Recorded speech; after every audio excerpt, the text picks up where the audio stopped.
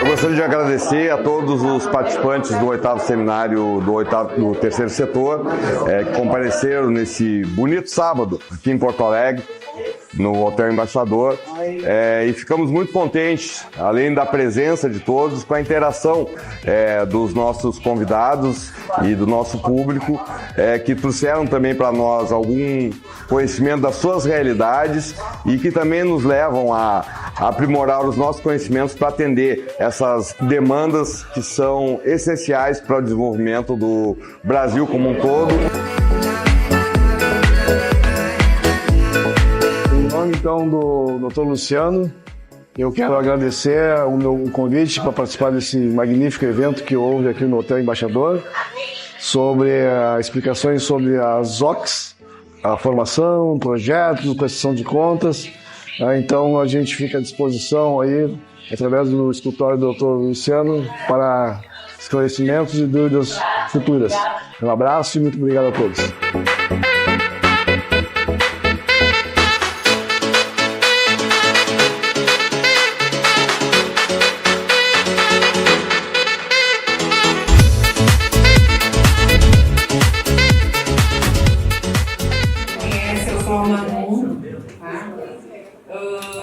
Trabalho em algumas coisas, eu digo algumas coisas, porque são algumas coisas mesmo. Eu sou formada em publicidade e propaganda, fiz alguns cursos do ensino superior, eu acho que mais com uma questão de aprendizado mesmo, né? E uma das coisas que hoje a gente vem trabalhando é com o setor dos projetos, né? Porque se fala muito da situação de regularização das OSCs, né? Das organizações da sociedade civil, para a gente deixar bem específico. Por que a gente não chama mais de ONG? Porque nós não queremos que seja vinculado à palavra governo. O terceiro setor tem vida e voz própria. Então, por isso que ele é uma organização da sociedade civil. É uma organização, um grupo, né, de pessoas que, em prol de uma causa, de uma ideia, de um projeto, enfim, se reúnem a fim de realizar. Então, a gente vai falar brevemente. A minha língua Eu vou falar brevemente sobre os projetos, principalmente da criação à captação de recursos. Obviamente, né, que eu vou dar uma pincelada sobre alguns itens, não tão especificamente, até para não ficar longo e a gente também tem que dar sequência a outros temas aqui no evento. Bom, gente, eu não sei se vocês têm noção dessa informação, mas no ano de 2024, somente no Brasil, a caráter de leis de incentivo e editais públicos, foi destinado 14,4 bilhões de reais. Vocês têm noção do que é 14,4 bilhões de reais para a realização de projetos? E sabe quanto deste valor realmente conseguiu ser captado e realizado a fim de projetos? Apenas 6 bilhões. A gente voltou para os cofres públicos mais de 50% dos valores destinados às leis de incentivo e editais, justamente porque a gente ainda está engatinhando nesse setor, tá? Eu vou falar para vocês assim que eu sou um pouco tímida, então eu estou fazendo quase que um personagem. Então aqui, ó, deixa eu passar aqui para vocês. Se a canetinha ajuda. Cadê meu apoio técnico? Pode ir passando a canetinha para mim, por favor. Ó. Bom, quando a gente fala da criação de projetos, a gente precisa, antes de qualquer coisa, ter um diagnóstico e um levantamento da necessidade. Então, eu preciso identificar um problema social ou uma demanda da comunidade, certo? Então, daqui para aqui, né? Fazer pesquisas, ouvir o público-alvo, levantar dados estatísticos e definir a relevância social do projeto. Eu tenho esses dados, eu passo aqui para a definição do objetivo geral e específicos, que é o impacto que isso vai causar e pode alcançar, e os objetivos específicos, são aqueles que são concretos e mensuráveis, principalmente os números. A gente precisa definir um público-alvo, né? Quem é que vai ser beneficiado diretamente com isso? Quais são as características sociais, econômicas e culturais desse público? Eu preciso ter justificativas, explicar por que o projeto é importante. Porque simplesmente eu também não posso criar um projeto onde ele se torna quase que um mundo de Alice, fazendo aí uma ressalva ao projeto das meninas. Ele tem que ser algo mensurável e realizável, senão ele não passa. A gente precisa, dentro das justificativas, né, relacionar o problema levantado com as soluções propostas, mostrar dados, evidências, impacto, ter um plano de ação.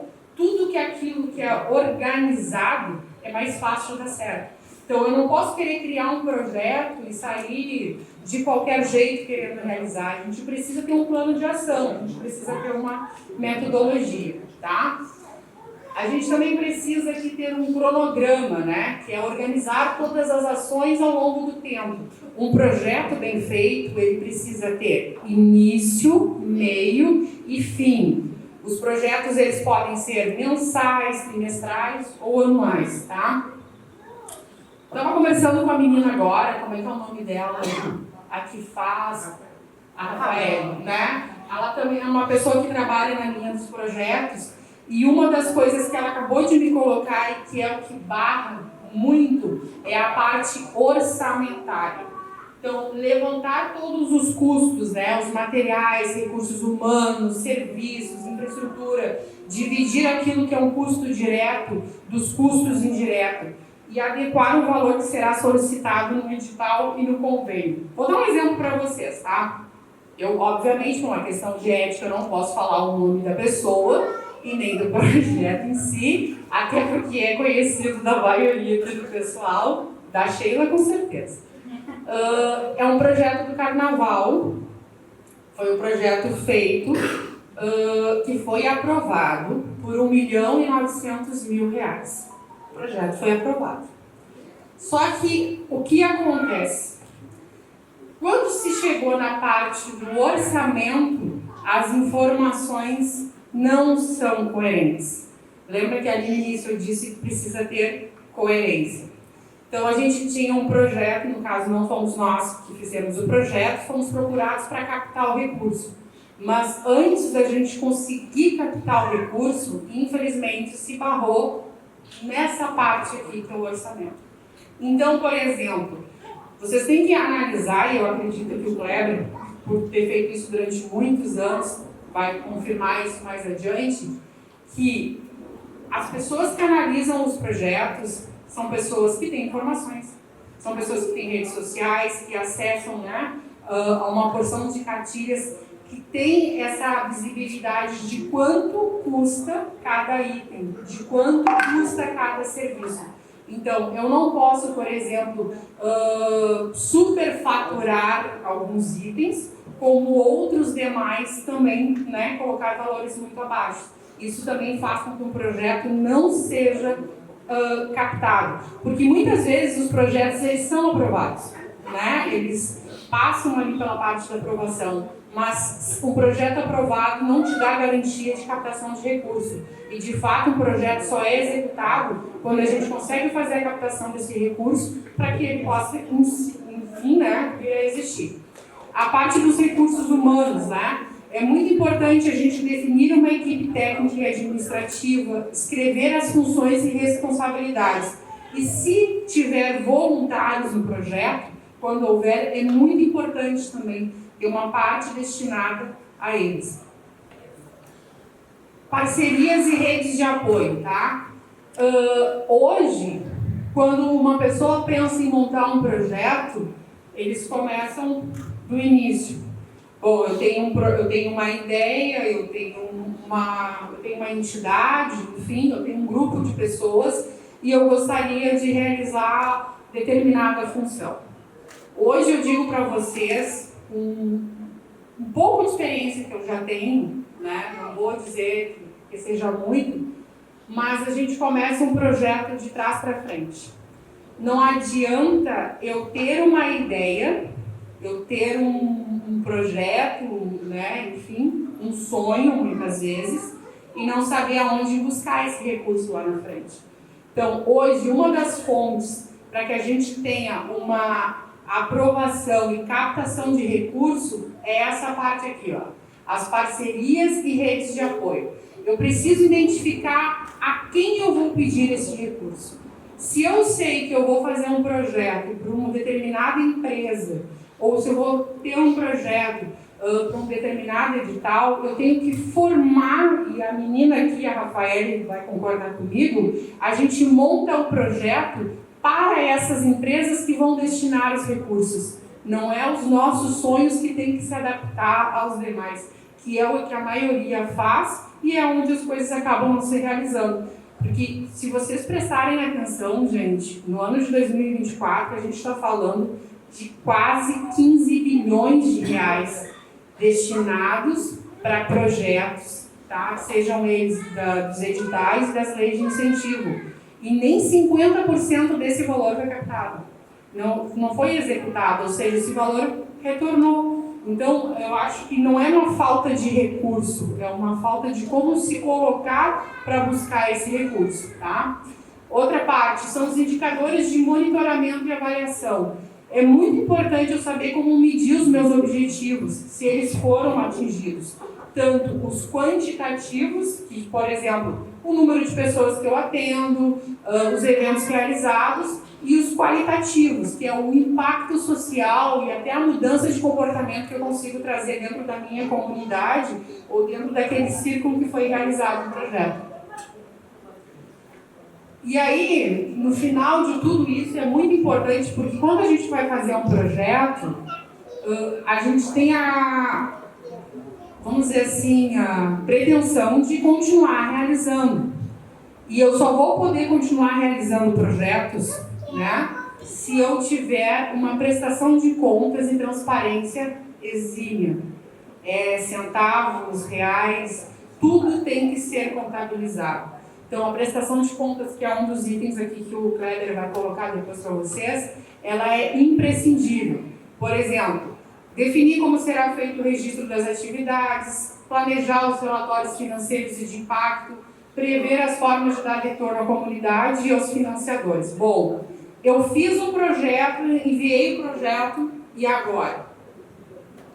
O que é avaliado a nível de critério por quem analisa e aprova os projetos?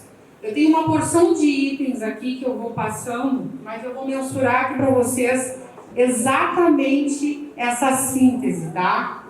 Quem avalia, olha se o projeto é necessário, coerente, viável, transparente e de impacto. Por que uma empresa, por que uma própria lei de incentivo vai se associar à tua marca se ela não é necessária, se ela não é coerente, ela não é viável, muito menos transparente e não vai causar impacto nenhum. Então, isso é um fundamental. A gente tem alguns itens, pode ir passando, por exemplo, a gente tem aqui a coerência dos objetivos, a gente tem o público-alvo, a metodologia e plano de ação, o próprio cronograma, o orçamento, a capacidade de execução. Essa parte é muito importante, que é o impacto social, cultural e educacional, a sustentabilidade do projeto, né? A sustentabilidade, eu vou entrar nesse ponto com vocês, porque o seguinte, eu fiz um projeto, tá? Eu consegui uma captação de recursos, seja através do edital, de uma lei de incentivo, de um patrocínio, de uma emenda parlamentar, enfim. Eu não posso ficar só com aquele recurso e parar só naquele momento do projeto. Eu tenho que mostrar e prever que o meu projeto tem uma sustentabilidade, que existe uma estratégia após daquele recurso inicial para que ele possa continuar com o engajamento na comunidade e com os parceiros. Ou seja, eu não posso fazer um projeto, por exemplo, para realizar só com aquele recurso que eu ganhei de um edital. Eu também tenho que comprovar que ele é viável a ponto de ter uma sustentabilidade e seguir com outras fontes de recurso, tá? A gente tem aqui a parte do monitoramento e avaliação, né, que é onde, volta aqui, que é a definição de indicadores de resultados, que a gente já tinha colocado, que são os quantitativos e os qualitativos, os mecanismos para acompanhar e corrigir a execução e a clareza nos instrumentos de avaliação. É muito importante. Relatórios, registros e pesquisas. Então, voltando, né? Quem avalia, olha, se o projeto é coerente, viável, transparente e de impacto, tá? Bom, aprovei o projeto, né? Estou com o projeto aprovado, e aí como é que funciona?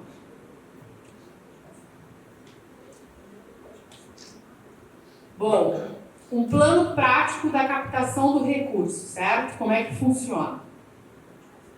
A gente precisa aqui de um diagnóstico e uma preparação. É aquela documentação inicial que a gente precisa para poder ir buscar esse recurso, né? Eu até vou colocar aqui para vocês. Organiza a documentação, uma aprovação do projeto, estatuto, plano de trabalho, montar uma apresentação curta, que é um pitch, né? Um resumo do projeto, do impacto social e as contrapartidas, definem as cotas de apoio, se possível. Tu não precisa fazer um projeto buscando que só uma entidade, que um órgão, né, seja ele público ou privado, te destine todo o recurso do projeto. A gente, dentro de um projeto, a gente pode definir cotas, que podem ser, por exemplo, ouro, prata, bronze, com valores e benefícios diferentes. Então, se eu te apoio com o valor X, o meu benefício relacionado a este apoio é Y, entende? Isso também pode ocorrer, ou seja, de um único projeto, eu não preciso que uma única empresa, que um único fundo, ou que somente um órgão apoie. A gente pode ter outras fontes de recurso. Mapeamento das fontes de recurso, né? Aqui a gente tem, por exemplo, as emendas parlamentares, que é mapear os deputados, senadores, identificar a afinidade e apresentar o projeto. A gente tem as empresas via as leis de incentivo, que é identificar as empresas que usam o imposto, né, de renda ou lucro real para oferecer contrapartidas de visibilidade. Fundos privados e fundações, monitorar os editais, como, por exemplo, o Itaú Social, a Fundação do Banco do Brasil, o BNDES, a Petrobras. Hoje a gente tem o Instituto Natura, Vale do Rio Doce, que são fundos que destinam recursos para a realização de projetos, e pessoas, volta lá, e as pessoas físicas e a própria comunidade, através das doações, né, Sheila, que a gente recebe muito, as vaquinhas digitais, eventos beneficentes, os galetos, os jantares dançantes, as rifas, né, gente? Tudo isso faz parte. Uma estratégia de aproximação, tá? Personalizar o contato, né? Quando tu vai chegar numa pessoa que faz essa destinação do recurso dentro de uma empresa, o que tu precisa? Tu tem que ter um contato mais personalizado com ela, né? Mostrar a relevância para o apoiador. É uma apresentação rápida, né? Coisa de 5 a 10 minutos com uma linguagem clara e objetiva. Ter um material de apoio, material impresso, fotos, recursos para que eu possa provar para aquela empresa que, por exemplo, que nem o Sorogô do Bem, é um projeto que já existe, que é executado, né, sem apoio, sem recurso nenhum, né, Sheila? É mais ou menos isso. Volta lá. E mostrar o impacto e a visibilidade, né, que aquele projeto ou aquela ação vai trazer em retorno social e de imagem para aquela empresa ou para aquele fundo.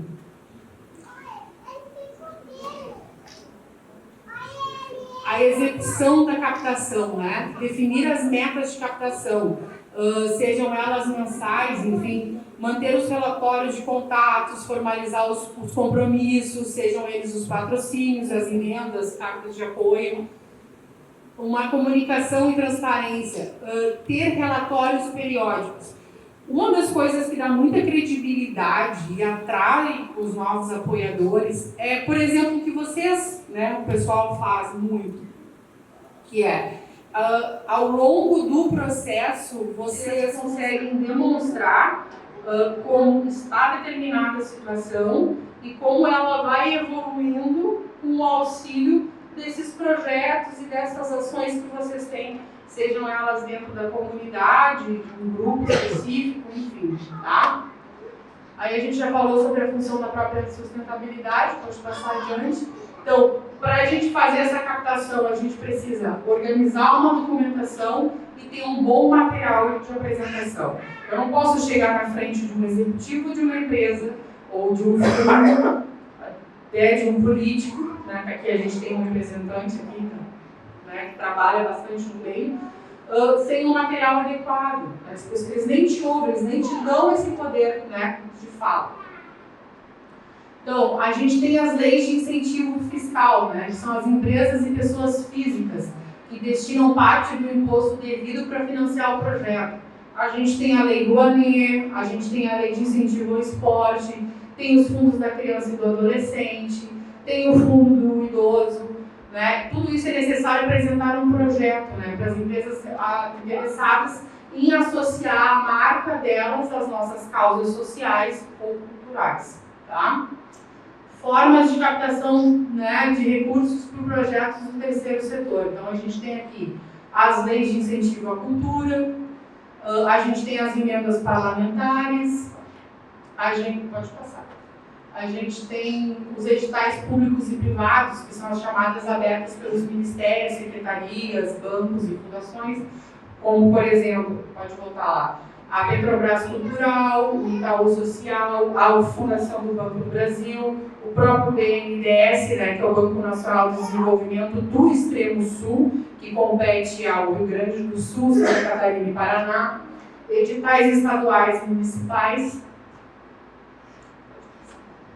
a patrocínios diretos de empresas, né, como apoios financeiros de empresas fora das leis de incentivo, parcerias de marketing social, as contrapartidas de visibilidade, aquelas trocas que muitas vezes a gente faz, né, tu me ajuda com determinada, né, situação, produto, serviço, em contrapartida o que eu te devolvo positivamente falando de marketing, né, de marca. As doações de pessoas físicas, que são as campanhas de doações recorrentes, que hoje a gente tem através de Pix, cartão, boleto, as plataformas de financiamento coletivo, aí aquilo que a gente tinha colocado, né, eventos beneficentes, como jantares, rifas, bazares, enfim. E as receitas próprias, né? Porque uma das coisas que muitas vezes as OSCs, né, as organizações da sociedade civil, não praticam é o seguinte, vou dar um exemplo para vocês. A gente fala muito sobre a busca do recurso. Sem recurso não consegue realizar nada. Por mais linda e maravilhosa que seja uma ideia, um projeto, se ele não tiver um valor agregado, e eu estou falando financeiro, ele não consegue se manter. A gente não consegue manter uma ideia só com amor, só com gratidão, só com iniciativa. Chega a determinado ponto que a gente precisa desse recurso para que as coisas efetivamente aconteçam, né? Então, dentro de um projeto, por exemplo, eu posso criar oficinas de qualificação. Vou dar um exemplo do pão, tá? Eu posso ter um clube de mães, que aqui eu tenho um pessoal representante. Como é que é o nome do teu clube de mães? Poder de mãe. Poder de mãe, tá? Dentro do poder de mãe, o que nós podemos realizar, tá? A gente pode fazer uma oficina a ensinar pessoas de diversas, né, idades, áreas, enfim, a produzir pães. E esses pães, eles podem ser vendidos e esse recurso ser retornado para a própria OSC. Isso também é uma fonte de recurso. Porque uma organização da sociedade civil é uma organização sem fins lucrativos. Eu não gero lucro, mas eu posso gerar receita. E isso que muitas vezes confunde, né? Porque as pessoas acham que pelo fato de eu ser uma OSC, eu não posso mexer com dinheiro, a gente não pode ser remunerado, um diretor não pode ser remunerado, as pessoas que trabalham têm que ser sempre voluntárias, não podem ser pessoas que sejam remuneradas, sim. As pessoas podem e devem ser, sim, remuneradas. Tá? O ideal, né, na função da captação do recurso para projetos é não depender de uma única fonte de recurso, né? misturar as empresas, as emendas, os editais, as doações e os serviços que garantem uma maior segurança e sustentabilidade para que aquele projeto, né, tenha vida, que ele siga adiante. Então, mantenha sempre uma conta bancária separada para cada projeto, porque uma OSC pode, né, prever vários projetos. Planejar um cronograma de despesas de acordo com o fluxo de liberação. Guardar todas as notas fiscais e recibos para uma prestação de contas. O mínimo do mínimo conta. Foi uma bala, tá? Como acontece a liberação, né, de recursos para projetos do terceiro setor, dependendo da fonte de financiamento? A gente tem aqui, ó, o órgão público, que é o edital e o convênio, né? A gente passa por uma assinatura de termo de publicação oficial, um depósito em conta específica, a liberação em parcelas conforme a execução e a prestação de contas parcial antes de uma nova liberação. Alguns editais e convênios de órgão público, por mais que te aprovem o projeto total, eles vão te liberando por partes, por execução. Então, eles vão dividir o teu projeto em algumas partes e vão te remunerando de acordo com o processo feito. Só que para eu chegar na fase 2, eu tenho que prestar contas da fase 1, senão o próximo recurso não é liberado. A gente tem as empresas com os fundos privados, né? Como é que funciona quando eu vou buscar esse recurso numa empresa ou num fundo privado? Passa por uma assinatura de contrato ou uma carta de patrocínio. O pagamento sempre é feito via de transferência ou PIX. Pode ser uma parcela única ou também dividido de acordo com o fundo ou com a empresa. E eles exigem relatório final de resultados. Lá no final de tudo, além da prestação de contas, eles também exigem um relatório. E as leis de incentivo, como a Rouanet, a lei de esporte, como é que funciona? Existe um depósito feito pelo apoiador em conta oficial vinculado ao governo, tem uma liberação do uso após a aprovação do sistema, existe um uso restrito ao orçamento aprovado e existe também aqui a emissão dos recibos oficiais para os apoiadores. Então, além de eu fazer a prestação de contas para aquela lei de incentivo, eu também faço uma prestação de contas com recibos oficiais para as empresas que nos forneceram essa captação. Bom, quando a gente fala na parte de projetos, eu vou dizer para vocês que mais ou menos 30%, tá, de projetos ser captado, porque daí a gente já falou sobre a parte de ser aprovado, mas a gente precisa que ele seja captado. Tem muito a ver com a comunicação. A comunicação, eu nem vou passar, pode passar os slides, até chegar no que eu quero, que é o último slide, tá? Eu vou fazer uma síntese aqui para vocês. A comunicação do terceiro setor, gente, ela precisa muito, muito, muito hoje da rede social. Porque a rede social é quase que uma carta de validação para aquilo que está sendo realizado.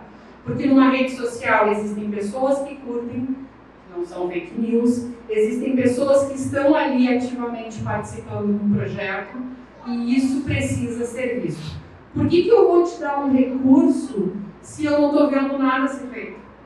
E isso a gente tem as redes sociais, a gente tem o próprio site, que é muito importante as OSCs terem um site. O site não é tão visto que nem o Instagram. A caráter social e jurídico, sim.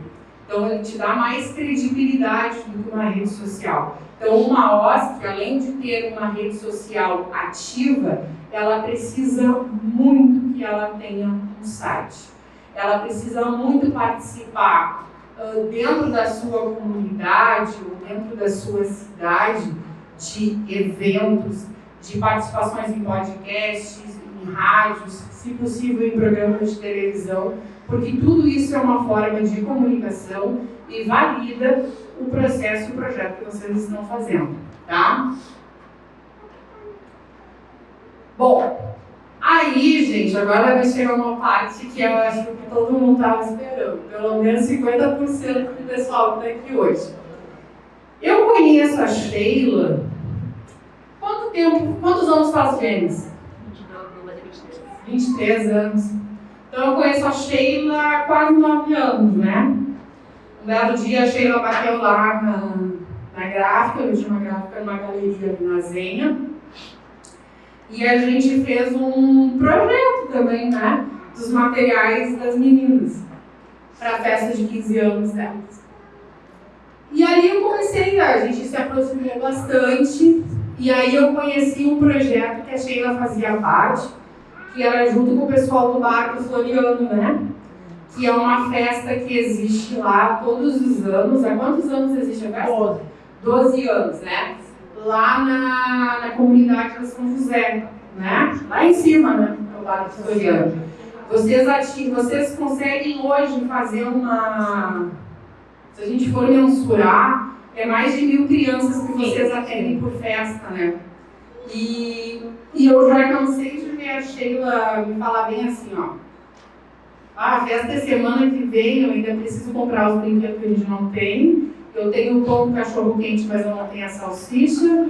Eu tenho os brinquedos, mas eu não tenho os recreacionistas. Não é assim que funciona? Tá. E aí, sempre que possível, muitas vezes eu fiz camiseta, a gente ajuda conforme pode, né? Se a gente não ajuda diretamente com algum tipo de recurso, as pessoas também podem ajudar através de serviço, né? Quantas xuxas não devem ter aqui nessas meninas, e palhaços, e personagens infantis, né? Que fazem com que a festa também aconteça. Não sei como é que ela faz isso, não sei como é a matemática, mas no final sempre dá certo. As crianças saem de lá alimentadas, com brinquedos, participam de atividades e transformam a vida delas. Porque é um momento especial, porque grande parte daquela comunidade não tem um outro recurso, né? Principalmente os próprios, para que momentos como esse sejam realizados. Aí chegou 2020, foi em março, né? Foi na pandemia. Foi abril, foi bem na época da pandemia.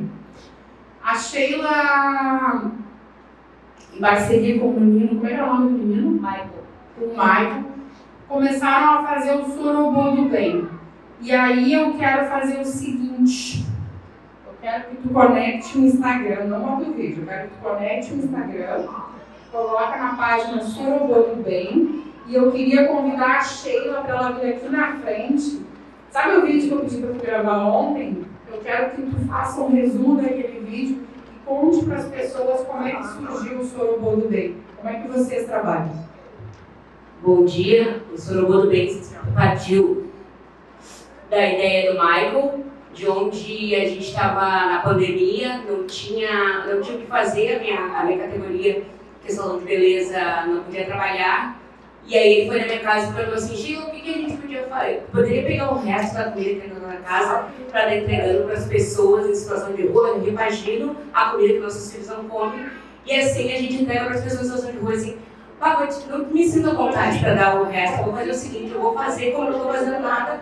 E como eu fui uma pessoa muito gorda, que todo mundo sabe, eu sempre disse assim, as pessoas terão que comer a mesma coisa que eu como e com o mesmo sabor. Então eu fiz feijão, fiz arroz, fiz farofa, falei para ele, Michael, vamos fazer o seguinte, vamos fazer um vídeo, chamar todos os nossos amigos. E ele disse assim, não, eu não tenho interesse de fazer isso, precisamos dizer que a gente está se promovendo em cima da questão. Eu acho que não, acho que como a gente conhece muita gente, a gente pode conseguir cada vez mais pessoas. Com isso, o Michael foi entregando, eu não ia porque eu tinha medo de pessoa morador de rua, na época eu falava, né? Eu tinha medo. Então, chegou um certo dia, uma comadre minha pegou e investiu R$150, eu fiz uma sopa que deu para umas 34 marmitas. Ele não pôde comparecer para entregar, aquela sopa era muito frio, ficou parada na minha casa durante 3 dias. E eu assim, não, mas agora eu vou ter que tomar coragem e levar. Aí entra o Carlos, que eu disse para ele assim, Carlos, nós temos uma missão, nós temos que entregar uma sopa, eu tenho medo de morador de rua, mas vai dar tudo certo, a gente vai conseguir. A gente saiu com aquelas 34 marmitas, até a 21 do primeiro a gente não entregou quase nenhuma. Chegando embaixo do viaduto também ninguém pegava, a gente disse, mas como é que será que se faz isso, né? Aí foi passando, a gente foi descobrindo, hoje eu entendo que as pessoas não moram na rua, elas estão em situação de rua, elas todas têm casa, têm família, têm alguma coisa, mas por algum motivo que não cabe julgar, hoje elas não estão aptas para estar em casa, não querem estar em casa.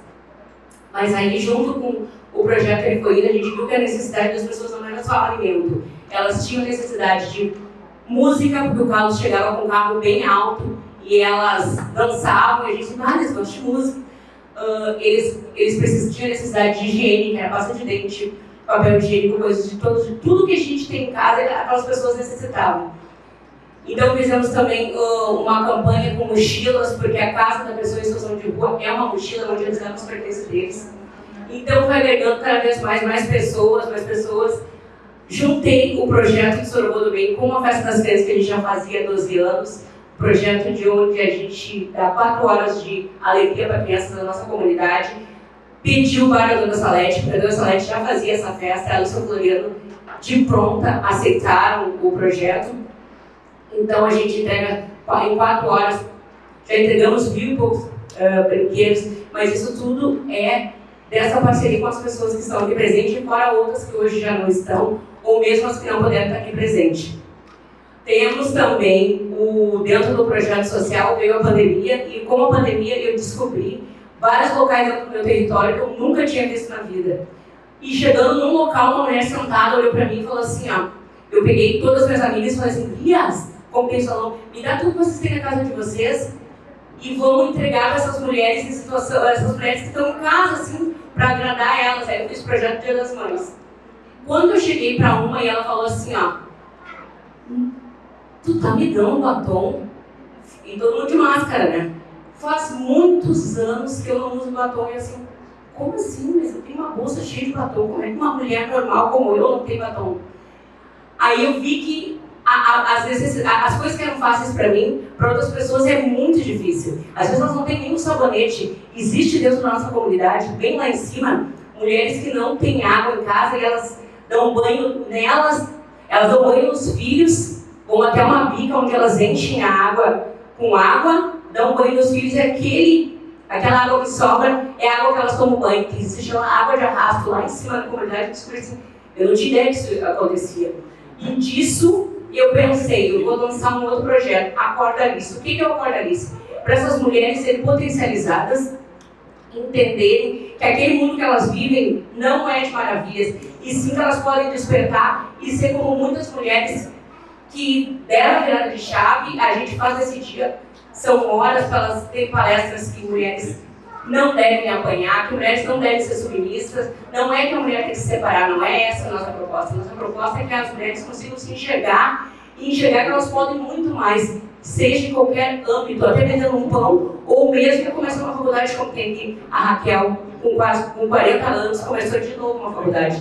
Então a gente tenta fazer esse despertar para as pessoas, para que elas entendam que a gente, como mulher, a gente é pertencente da comunidade, é pertencente da sociedade. Mas, em suma, como eu disse aqui, que hoje eu encontro as escuras, não sei o que vai acontecer. Agradecer a Manu, ao Luciano, a todos os presentes. Sorocaba do Bem é o que sobra para você, quase quantidade de alguém, pode ter certeza, tudo que a gente recebe, a gente dá um destino, seja uma roupa bem ousada, a gente dá para as mulheres trans. A gente faz também, já fizemos projeto dentro de cadeia com mulheres trans, já fiz 15 anos, é um marco forte na minha carreira. Eu gosto de ajudar meninas vulneráveis que têm o sonho dos 15 anos. A gente consegue vestido, a gente arruma o cabelo, eu vou de pronta. Então, tipo assim, é um projeto bem vasto em várias áreas, mas desde que ajude tanto as pessoas em situação de rua, as mulheres e as crianças também, dando aquele dia de alegria lá na nossa comunidade.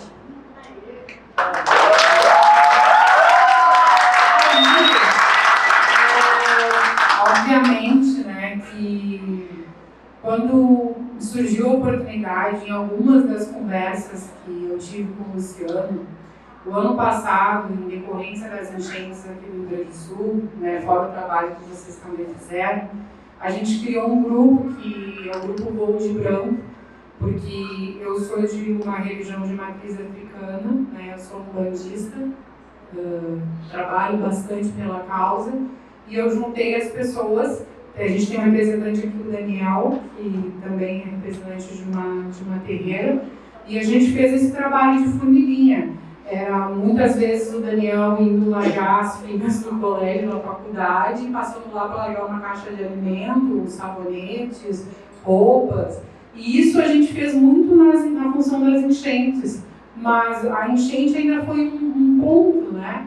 O problema, ele existe sempre. São essas pessoas em situação de rua, são as pessoas que, por dificuldades financeiras, passam isso dentro das suas próprias casas, porque muitas vezes a gente acha que a dificuldade é só para aquela pessoa que é o andarilho, que está embaixo do viaduto. Não, muitas vezes são as mães e pais de família que passam essas dificuldades dentro das suas casas. E isso também precisa ser visto, né? Quer colocar no ponto? Mais um detalhe que eu esqueci. E tendo em vista essas pessoas em situação de rua, a gente entrega as comidas dentro de caixinhas de leite, a gente faz uma reciclagem, porque como eu disse para vocês, eu penso muito como eu vivi. Então, eu não aceito comida fria, entendeu? Então, essas caixinhas a gente demora, às vezes, muitas horas para entregar. A gente consegue entregar esse alimento quente dentro da caixinha do leite, a gente corta, põe ali dentro e fecha, tipo aquele esquema que tinha antigamente da China Box, que fechava, né, que chegou a comida quente. Porque a marmita, ela chega gelada, e a gente vê em vários lugares as marmitas paradas e eles...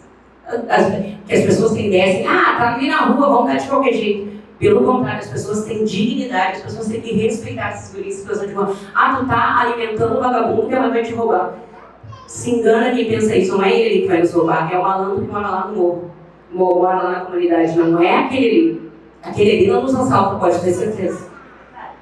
Bom, fora tudo isso, é verdade, tem mais um projeto das caixinhas, porque se for parar para analisar, gente, de comprar aquelas embalagens descartáveis, isso gera custos, né? Vocês estão há 5 anos, né, Sheila, nesse projeto, né? Esse ano completou 5 anos e é uma luta árdua, né, meninas? Porque muitas vezes eu vejo, às vezes eu vou falar com a Sheila e aí às vezes ela te manda uma foto que ela tá na cozinha da casa dela, porque a casa da Sheila, ela parece um quartel, né? Ela recebe doações, eles cozinham, eles fazem um armazenamento de uma porção de coisas.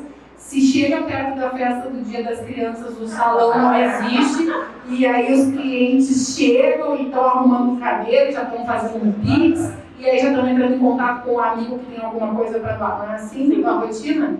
Quando eu fui falar contigo ontem, tu me disse assim, só um pouquinho que eu vou botar um laser aqui no meu cabelo para me gravar um vídeo, para poder aparecer melhor, não foi isso? Bom. Quando eu fiz o trabalho lá da Gold Branco, muito me inspirei no trabalho que tu faz. E as comidas, mais um detalhe, a gente também não, é totalmente com meio da igreja, meio do pessoal de matriz africana, as matanças, os animais de obrigação que muitas casas botavam fora, elas nos doam e a gente faz a comida. A gente nunca tinha visto falar de carneiro na vida. A gente desenvolveu um jeito de fazer e dá tudo certo. E essas pessoas que são de rua são muito bem agraciadas com carne. Isso é muito importante, né? Porque as pessoas acham que quando a gente vai fazer uma comida que a gente vai doar, a gente faz de qualquer forma. Não, é uma comida que a gente faz em casa, com tempero, com amor e com carinho. Mas eu acho que o maior tempero do Sorobô do Bem, não estou menosprezando o trabalho de vocês não, ele só existe porque vocês estão juntos. Mas é o amor e o carinho que tu tem pelas pessoas.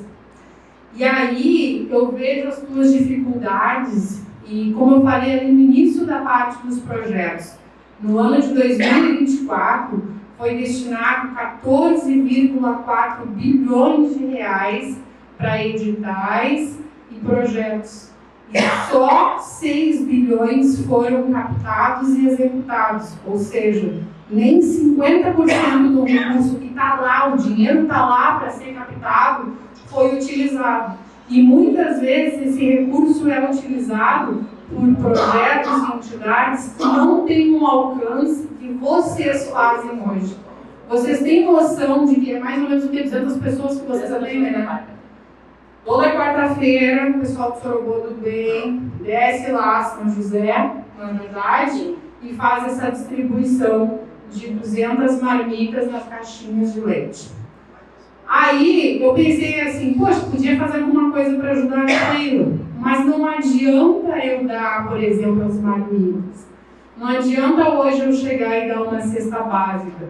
Eu vou te ajudar momentaneamente, mas eu quero e vou te ajudar em parceria com o Luciano para que ao invés de eu te dar o peixe, eu te dê a vara para tu poder pescar. Então, gente, eu falei para ela que seria tipo uma homenagem, assim, sabe? Ela poderia vir trazer vocês, senão ia ter muita graça. Todos os seminários do Luciano, ele faz uma arrecadação de alimentos, escolhe uma entidade e destina esses alimentos para essa entidade. Só que esse ano a gente fez diferente. Porque ela sabe onde buscar o alimento, ela tem quem ajude em uma proporção ainda pequena, mas isso vai se tornar maior. Porque a partir de hoje, Sheila, o Sorobô do Bem vai ser uma OSC. Nós, parceiros, vamos formalizar o projeto. Tu vai poder participar dos editais, tu vai poder buscar recurso a fim de patrocínio, tu vai poder participar de emendas parlamentares e, como tu me disse na quinta-feira, tu não vai ficar na mão de nenhum político, porque tu vai ser uma organização da sociedade civil, com estatuto, com ata, com CNPJ e um projeto que eu vou ter o maior prazer de assistir.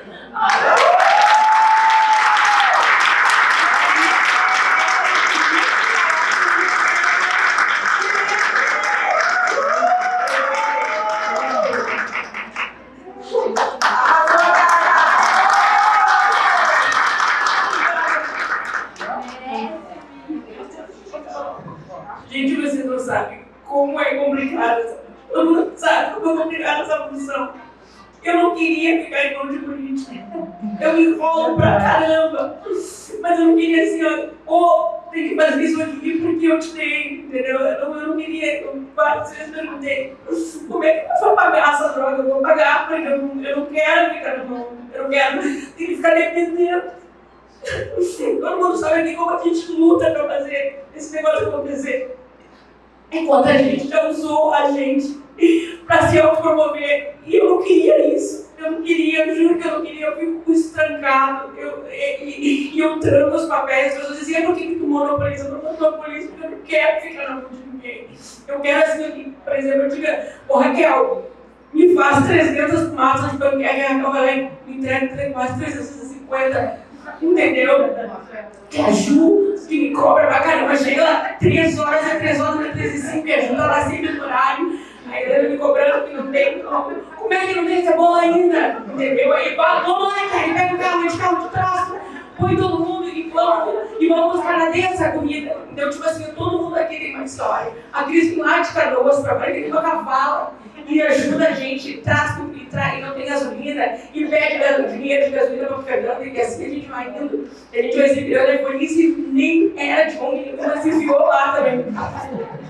A Boca Salete, que na época a gente abriu o bar dela para a gente atender mais e mais gente, assim, vamos, o exército está ajudando a gente, vamos, a gente tem que passar trabalho.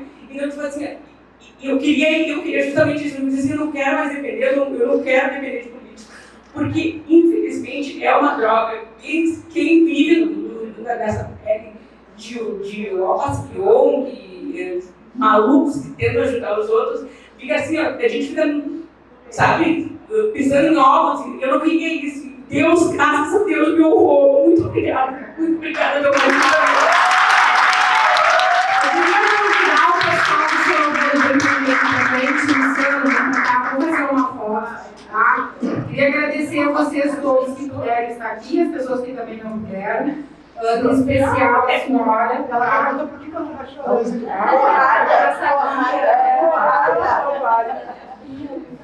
Eu já imaginava que fosse isso. A advogada não podia, a advogada ia ver com o trabalho.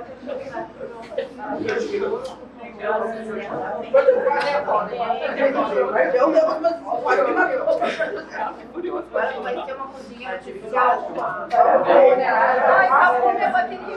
Essa aqui é a filha mais chamada. Tá,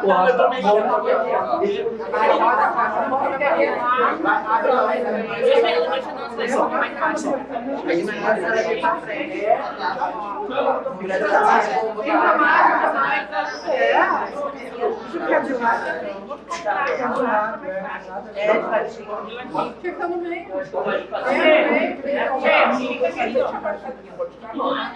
Vamos embora. Pega o chão.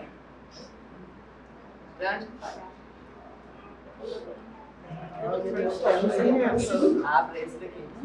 Bem vivinho. Tá, só porque eu vou ter que apagar, tirar o.